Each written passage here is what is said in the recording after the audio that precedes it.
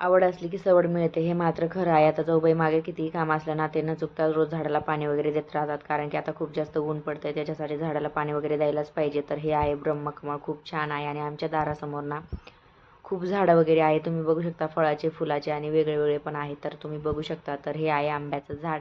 जेव्हा माझी सासूबाई होती ना, तेव्हा त्यांच्या हाताने लावलं होतं. तर ह्यावेळेस ना 3-4 वर्षानंतर ना खूप जास्त आंबे वगैरे लागले होते. पण काय माहीत सगळेच गळाले होते. तर 3-4 राहिले होते. तर हा कोणता प्रकार आहे ना, मला कमेंट करून सांगा. कारण की आम्हाला तर ते माहीत नाही त्याच्यासाठी.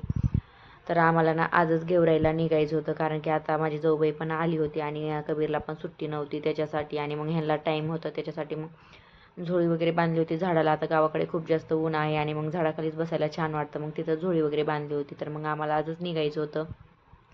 तर डायरेक्ट न काही व्हिडिओ घेता डायरेक्ट गेवराईला येऊनच व्हिडिओ वगैरे शूट केला. तर तुम्ही बघू शकता. तर जाऊबाईंनी घरूनच मला भाकरी वगैरे बनवून दिली. कारण की आम्हाला यायला खूप जास्त उशीर होणार होता आणि मग तिथं जाऊन कधी करणार आहे म्हणून तिने चुलीवरच मस्तपैकी भाकरी वगैरे बनवून दिली होत्या. आणि मग माझ्या मावस सासूने ना आमच्यासाठी मासे आणले होते. आता त्यांना माहीत नव्हतं की आम्ही गेवराईला येणार आहे.